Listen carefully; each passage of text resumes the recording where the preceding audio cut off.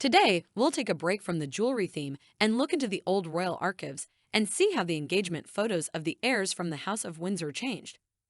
Let's look at and analyze the first official portraits of members of the British royal family after announcing their engagement.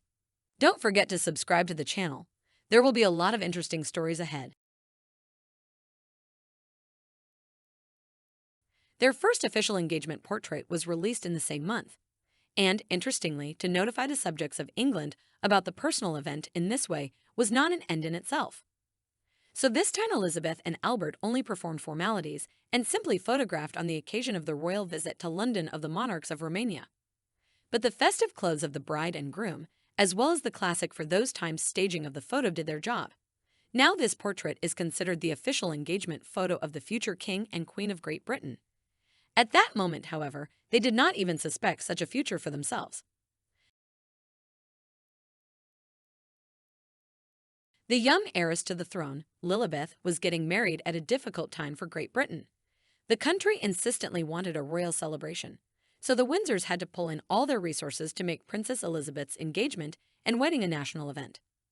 Not long after the engagement was officially announced, the royal family arranged for the bride and groom to have a big photo shoot at Buckingham Palace, inviting renowned socialite photographer Dorothy Wilding.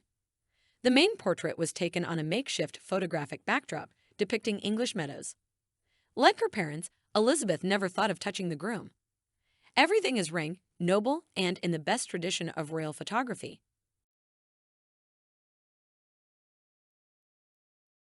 Announced on February 29, 1960, the engagement of Princess Margaret and photographer Anthony Armstrong Jones came as a real surprise to journalists who believed that the Queen's sister was still pining for her lover Peter Townsend.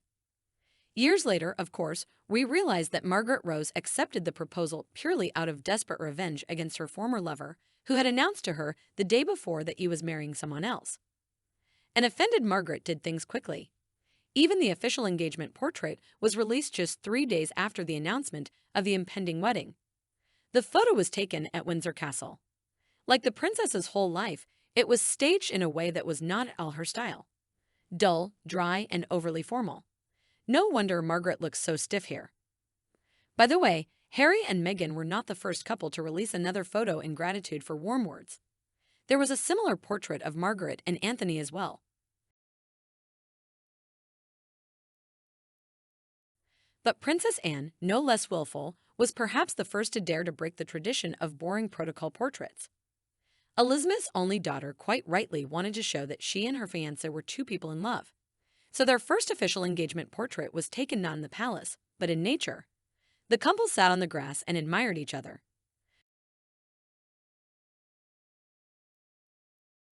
The engagement of Prince Charles and Lady Diana Spencer has become an outlet for his parents, who were desperate to distract him from Camilla Parker Bowles. And yet, the marriage of the future king became for the whole country almost as joyous an event as his mother's wedding was a few decades ago. On the occasion of the engagement, the royal family released several official portraits of the bride and groom. However, after Princess Anne's démarche, they turned out to be not too romantic. On one of them, Lady Diana awkwardly embraces the squeezed Prince Charles, and on the other, on the contrary, the Prince of Wales patronizingly presses to himself as seated, in order to look lower in height, the bride. 5 years later, Princess Diana's close friend Sarah also got engaged to the royal scion, the Prince of Wales' younger brother Andrew. In their first official portrait with Sarah, the prince happily stood behind the bride, giving her the lead role. This, by the way, was also a departure from protocol, as indeed was their entire marriage. The union of Prince Edward and his wife Sophie Rhys-Jones is still one of the strongest in the British royal family. Somehow, miraculously, they have always managed to avoid scandals. Edward and Sophie elegantly expressed their attitude to their union in their first official portrait. Nothing superfluous, just the play of light and shadow, the light touch of their bodies and joyful smiles. It turned out sincere, fashionable for those years, and very Windsor-like. In 2010, Princess Diana's son William opened a new page in the history of love unions. Kate and William's engagement was perhaps the most joyous event in the UK in the new century. especially after the controversially received wedding of Charles and Camilla. The official portraits of the future royal couple were taken by fashion photographer Mario Testino, and they turned out to be very fresh and at the same time royally restrained. By the way, then many caught the similarity of the second portrait with the photo of Prince Charles and Princess Diana. In 2017, their engagement was announced by Prince Harry and Meghan Markle, who also decided to mark their celebration with a series of official portraits. To think, because they were not yet married, but even then they could safely claim the title of the main royal rebels, which Kate and William never became.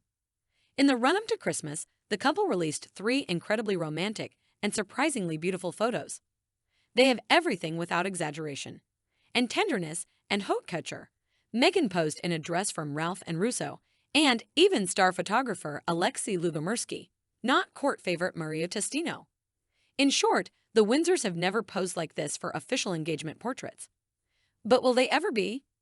Hope you enjoyed the video, subscribe to the channel, and stay in touch. There will be many more interesting stories to come.